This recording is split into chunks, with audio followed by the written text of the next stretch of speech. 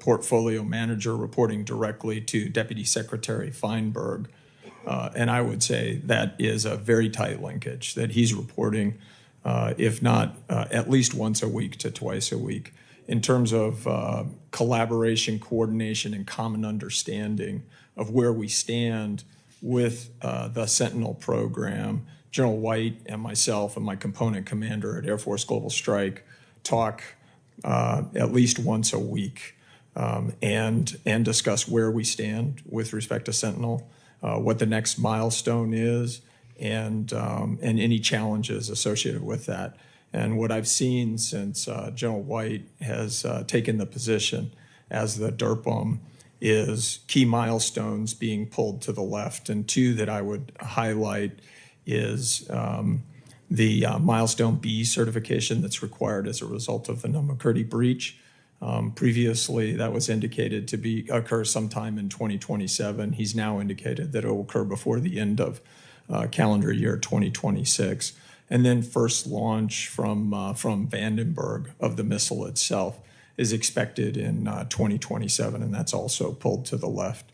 So it's a good mechanism to lay flat the understanding of where the challenges are going forward. We also need to ensure that the Minuteman III is going to remain credible, safe, efficient, and effective. So what steps are you taking to make sure that that happens until Sentinel's ready? Over communicating with stakeholders on any challenges as they occur.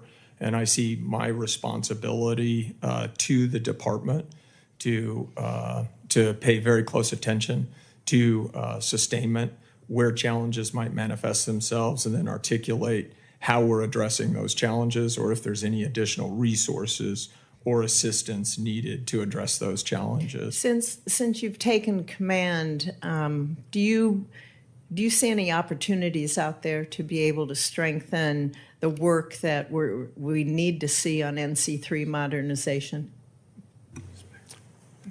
I would say that we're on a good trajectory with NC3 modernization. We've developed an analytic model that addresses the threats, those threat vectors that I talked about, to provide decision quality information to the department on future capability investments. One area I would highlight that's been of particular instance and very strong support from the department and other supporting agencies is cyber. And you notice that I listed that as the #1 threat vector, and that was, purposeful.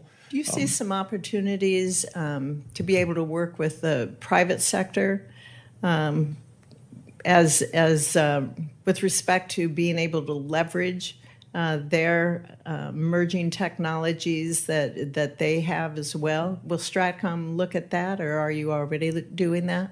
We look at that, and we look at that through what we refer to as the REACH facility.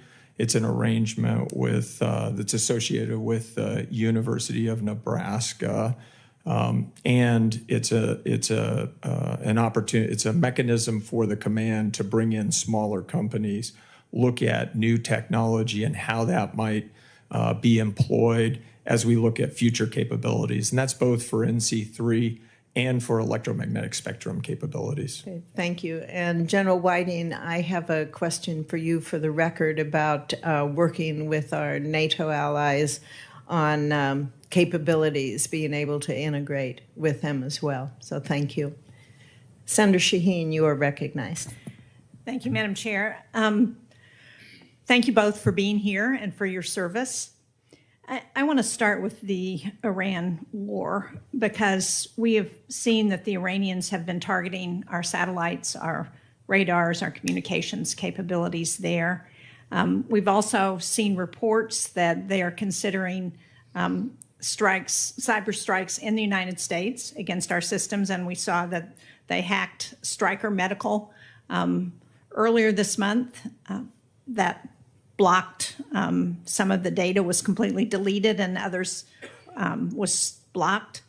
So, General Whiting, are you concerned about Iranian-backed hacker groups who could be targeting our satellites, cutting off our communications, trying to hack into our radar capabilities? Senator, we are as concerned about cyber generically as Admiral Carell mentioned, because it's the soft underbelly of our space enterprise. There are countries, not Iran, but countries like Russia and China, who have demonstrated they could attack us in space with ASAT weapons or co-orbital satellites, but they would rather attack us in cyber because it's cheaper for them and harder for us to attribute.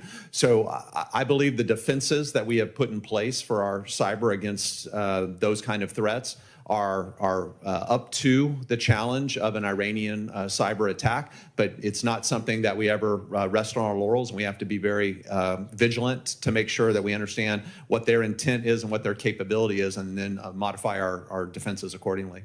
And do you feel that same sense of assurance about the private sector and the threat that they also could be facing from Iran? Well, ma'am, I think with the situation that you noted that was in the press here in the last couple of weeks, I think there probably are vulnerabilities there that a nation like Iran could seek to exploit. Thank you.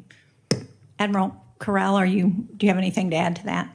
I agree with General Whiting's characterization of that, and it's having the sensing capability to understand when there's a sophisticated operator on the network that causes traffic patterns to adjust, a really sophisticated actor. We need that sensing capability and then the ability to vector the right subject matter expertise to address it where we see it.